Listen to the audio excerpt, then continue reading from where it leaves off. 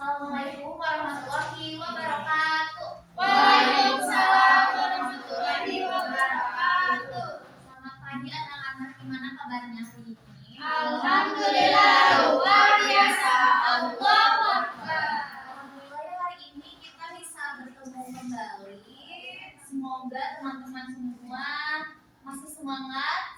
Masih semangat ikut pelajaran dasar-dasar pekerjaan sosial ya. Oke.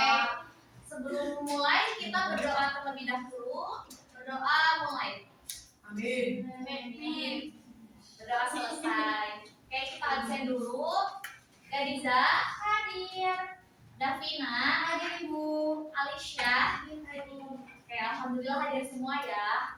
Nah, jadi di pertemuan kali ini kita masuk ke materi baru. Kalian sudah bisa lihat ya jenis-jenis observasi. Oke. Ada yang masih ingat gak nih sebelum kita tujuan? Kita di minggu lalu belajar tentang apa? Masih ingat? Kemarin itu minggu lalu belajar konsep dan observasi. Oke, betul ya. Alhamdulillah ya, ada yang masih ingat. Kita belajar konsep dasar observasi ya. Kita belajar pengertiannya, kita belajar konsepnya dan tujuannya. Nah, masih berkaitan dengan observasi ya.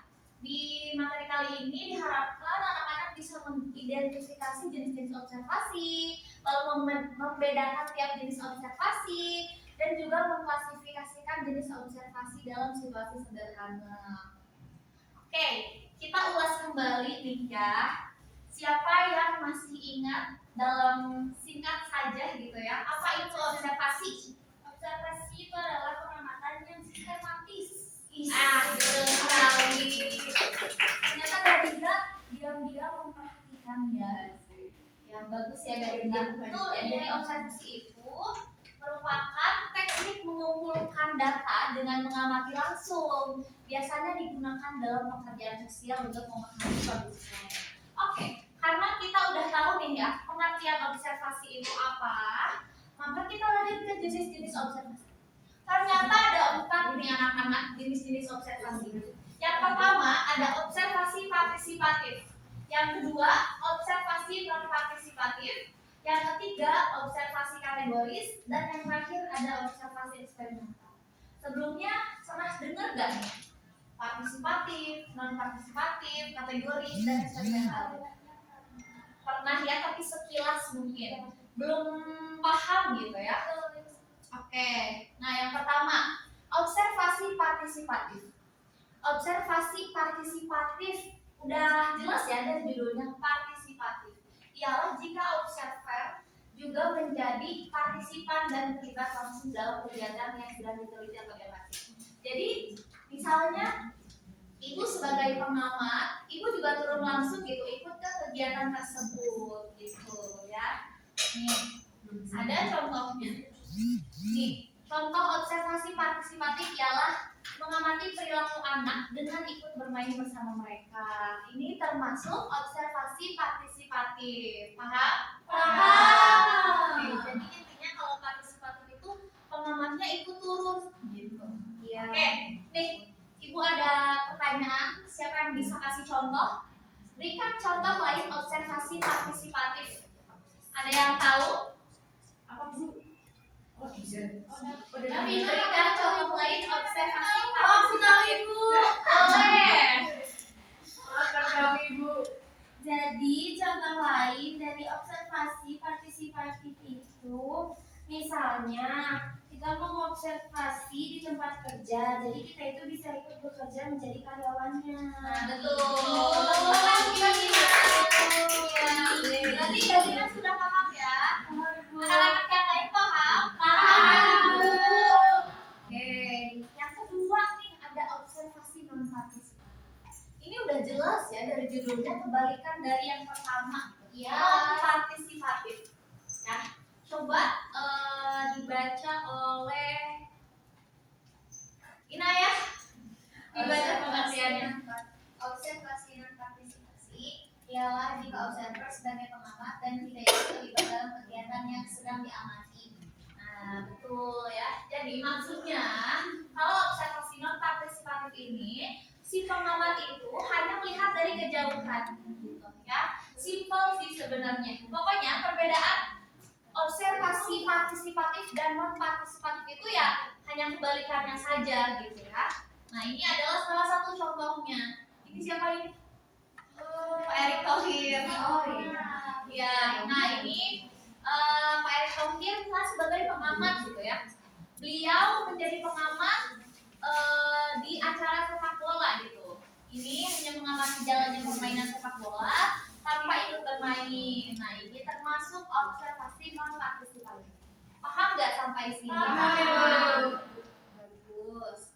Nah yang ketiga ini ada observasi kategoris. Observasi kategoris terlihat dari judulnya kategoris ya. Berarti ada kategorinya. Ya, observasi yang dilakukan berdasarkan kategori tertentu yang telah ditetapkan sebelumnya sehingga pengamatan menjadi lebih terarah dan sistematis.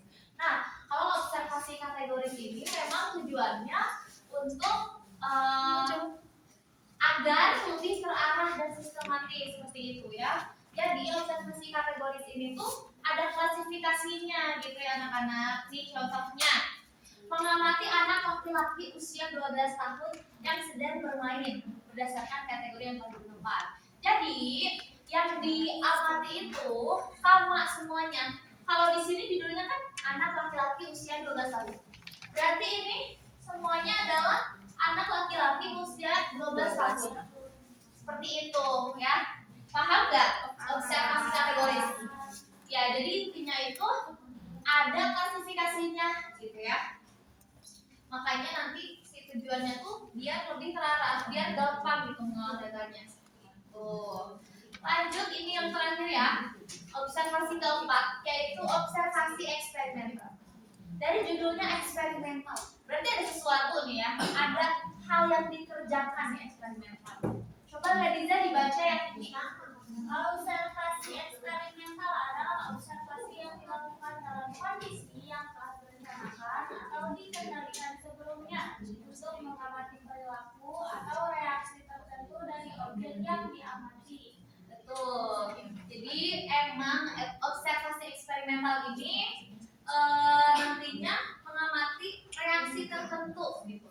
Nih, ada contohnya. Ini mengamati reaksi kucing terhadap mainan tikus yang telah disiapkan sebelumnya. Ini kan termasuk eksperimen ya. Kita mau mengamati perilaku kucing akan seperti apa sih ketika kita beri mainan tikus yang bergerak. Apakah dia akan mengejar si mainannya? Apakah kucing itu diam saja gitu kan? Kita bisa mengamati seperti itu. Ya, itu eksperimental. Jadi dia itu bikin sesuatu gitu ya. Paham nggak? Paham. Nah, jadi ini Ibu sudah rangkum gitu ya perbedaan simpelnya keempat jenis observasi. Kalau partisipatif berarti ikut terlibat.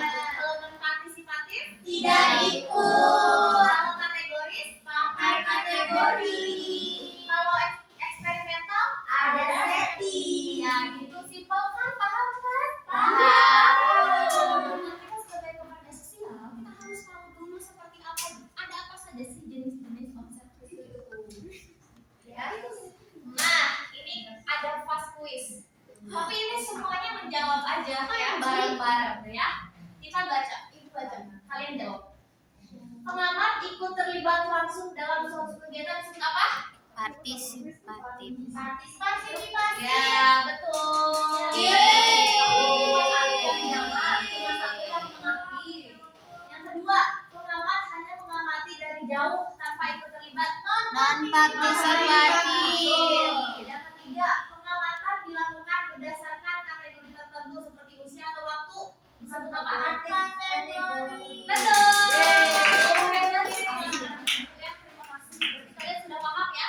Ya. Alhamdulillah.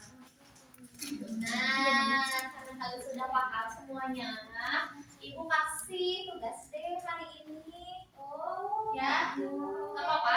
Gak apa-apa. Oke, jadi ini ada diskusi kecil-kecilan. Kecil. Nah, jadi ini Ibu kan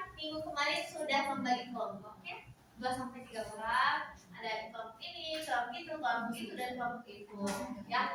Jadi ini instruksinya adalah diskusikan bersama teman kelompok. Kemudian tentukan jenis observasi dari setiap situasi berikut. Tapi ibu cuma kasih satu dulu aja ya. Jadi ini kasusnya seorang pengamat ikut bermain bersama anak-anak di panti untuk memahami perilaku mereka. Termasuk jenis observasi apa? Ini mudah sekali ya. Iya. Sob boleh diskusi selama 1 menit. Ibu kasih waktu. Sudah. Aman, aman, aman. Udah kan? Udah. Kalian saya makasih banyak loh ya. Nah, ibu mau pilih random aja deh untuk minta jawabannya dari satu orang dulu ya. Ibu mau kelompoknya Gwesti aja deh. Di situ aja ya. Berdasarkan dari kasus tersebut itu observasi yang digunakan adalah observasi partisipatif karena pengamat ikut bermain untuk mengetahui perilaku mereka ini seperti apa. Oke, betul nggak teman-teman? Betul. Betul ya. Jadi ini disebut observasi partisipatif karena si pengamatnya itu ikut turun, ikut bermain bersama anak-anak di panti. Kira-kira ini yang mana yang pengamat? Yang bukan kakak ya, yang laki-laki di sebelah kiri ya. Nah, jadi ini terlihat itu dari gambar bahwasanya si pengamat sedang ikut bermain bersama anak-anak, namun sebagai pengamat. Seperti itu. Paham ya? Paham. Oke, sebelum kita terakhir ya, kita refleksi dulu deh. Ini siapa aja yang mau jawab boleh. Coba siapa yang tahu kenapa penting memilih jenis observasi yang tepat? Iya mau. Boleh. Kenapa tuh dia? Kalau menurut saya ya Bu, karena jenis observasi itu tuh mempengaruhi bagaimana kita memahami suatu dan menentukan tindakan yang nantinya akan kita ambil Bu. Nah, betul. Hebat banget ya. Nah, jadi jawabannya itu ya teman-teman. Jadi kita sebagai pekerja sosial nanti kita harus tahu dulu jenis-jenis observasi gitu ya, ada 4. Makanya nanti kita akan mengklasifikasikan, akan menentukan langkah selanjutnya, intervensi selanjutnya seperti apa itu dari jenis-jenis observasi seperti itu ya. Oke, karena pertemuannya udah mau habis, ibu mau kasih tugas buat minggu depan, gak apa-apa ya? Ya, Ibu. Ini ya tugasnya gampang sih. Berikan masing-masing contoh dari semua jenis observasi, lalu pelajari mengenai etika dalam observasi. Minggu depan per kelompok dipresentasikan, siap? Siap. Oke, terima kasih ya. Nah, kita sudah habis ya pertemuan kali ini. Iya, Teman-teman senang nggak? Senang. Oke, jadi yang tugas tadi dikerjakan minggu depan dikumpulkan, dipresentasikan. Hari ini kita tutup. Sebelumnya kita berdoa terlebih dahulu. Berdoa mulai. Amin. Berdoa selesai. Oke. Terima kasih anak-anak. Semoga minggu depan kalian masih semangat untuk belajar bersama ibu, karena ini merupakan langkah untuk mencapai cita-cita ibu. Terima kasih. Wassalamualaikum.